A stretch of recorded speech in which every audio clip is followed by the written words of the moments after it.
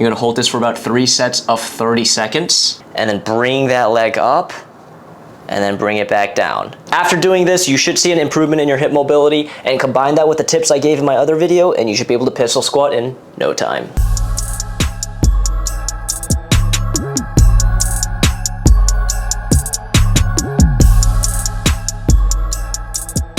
What's going on, guys? Welcome back to another tutorial. You guys absolutely loved my pistol squat tutorial from a couple weeks ago. In that video, I gave you guys 2 tips to get the pistol squat down. One is keeping your leg lower, the other is leaning forward and then gliding the foot out in order to do the pistol squat. And if you still couldn't do this movement after those 2 tips, there's a good chance that you were lacking strength or mobility to perform the movement. And today, that'll be exactly what I'm addressing. I am focusing on opening up your hip mobility today. I made a video for improving ankle mobility a couple videos ago, so make sure to check that out as well. But today we'll be mainly focusing on the hip.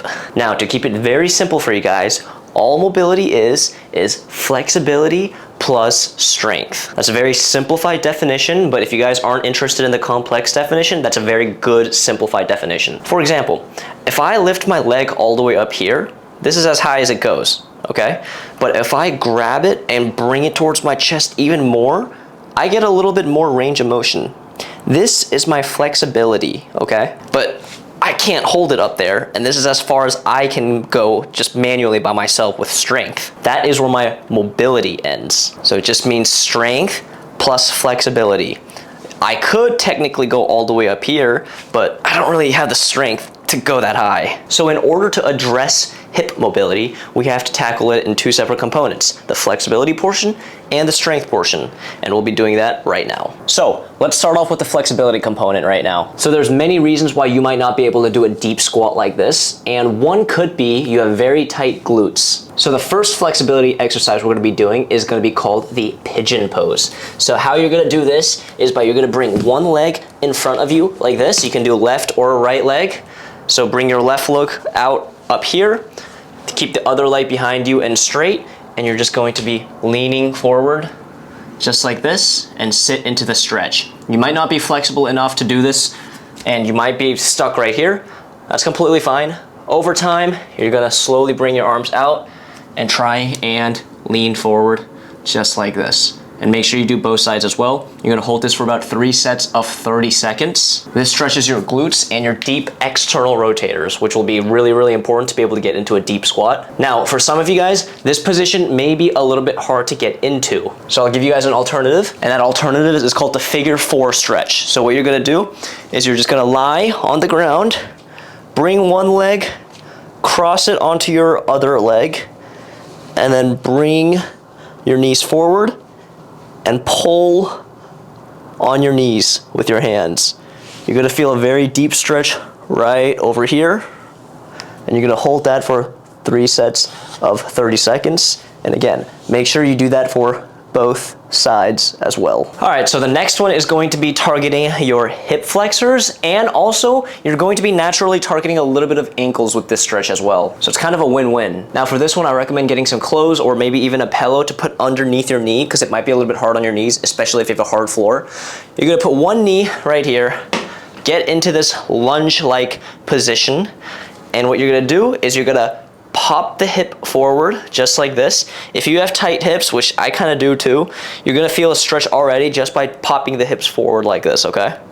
And what you're gonna be doing is you're gonna be leaning forward just like this with the hip popped out, and you're gonna feel a nice deep stretch right here, because I can really feel it right now too. And to make this a little bit more effective, you can also press down on your knees like this to go further, and you're also going to notice that you're going to feel a stretch in your calves as well if you're tight there as well. So this can tackle both your hips and ankles at the same time, and you're going to hold this for 3 sets of 30 seconds as well. The most important part here is you want to try and keep the hips popped out. Try not to just lean forward like this without your hips being popped out, or else you're not targeting your hip flexors. So to emphasize that, my hips popped up and out. Lean forward, deep stretch. I might need to do this a lot more. And of course, as always, you're going to want to do both sides, 3 sets of 30 seconds. And it's super normal for one side to be tighter. Right now, my right side is a lot tighter. when I was demonstrating those pigeon poses, my right side, I was like, oh, I need to do this more often. So 3 sets of 30 seconds on that as well. Now the last stretch I want to show you guys, we're already in the stretch right now, and it's just a deep squat hold. So I love this one personally because it also targets both your ankles and your hips as well. So all you're gonna do is you're gonna try and get into a deep squat, at least as deep as possible. And if you can only get down to right here and you feel like this is a very, very active workout, then what you can do is you can hold on to something and then try and support yourself and try and go deeper over time. Eventually, you want to be able to get to a point where you can sit in a deep squat just like this, and it doesn't feel like an exercise and you just feel like you're stretching. Now, the wider you keep your legs, the easier this is gonna be. So you might wanna try experimenting with wide legs at first. And eventually you want to try and narrow your feet together and then be able to rest in a deep squat like this. If you can sit in a deep squat like this without your heel lifting up and your feet touching together, you have the mobility to do a pistol squat. What you can also do is if you have a dumbbell, this isn't a dumbbell, but it's the closest thing I have, you can hold it in front of you to help with the counterbalance and also to make the stretch a little bit more effective. Now on to the exercises. So the first one I want to start off with is single leg lift holds. Now for this one, very simple. Might not be easy, but it's pretty straightforward. What you're gonna do is you're gonna put your hands outside of one of the legs, and you are simply just going to keep the leg straight and then bring that leg up and then bring it back down.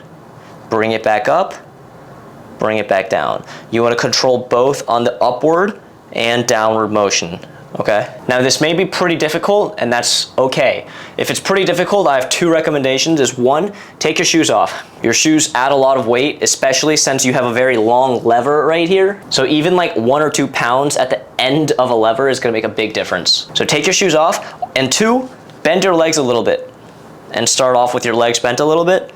And then as you get better, straighten the leg out and then raise just like that. We want to aim for about 3 sets of 12 to 15 repetitions. This targets your hip flexors, and it also targets your quads as well, because your quads are what's keeping your legs extended like this. And one of your quadriceps muscles actually also attached to your hip, and it works your hip flexors like this as well. So hip flexors and quads is what is working here. Now this one is my personal favorite. This one is called seated 90-90s.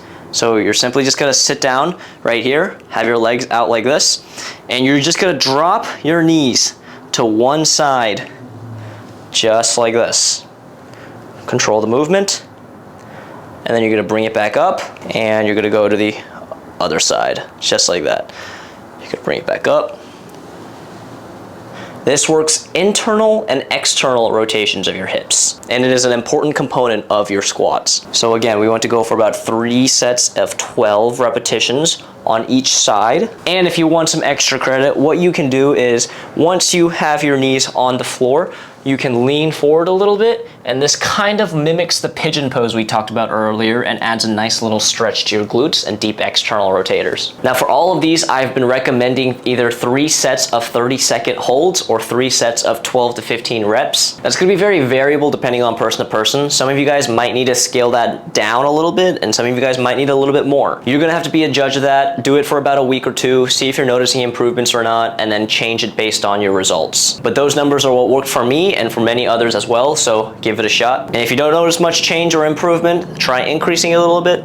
And if you notice a good amount of change, then what you're doing is working. I recommend doing all of this about 2 to 3 times a week. And if you find that progress is very slow, then maybe bump it up to 3 to 4 times a week. And you should be able to pistol squat in no time.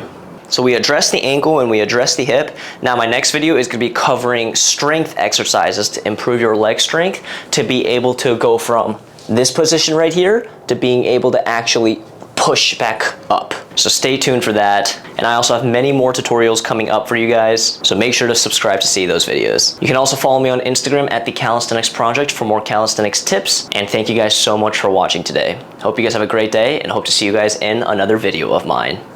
Peace out.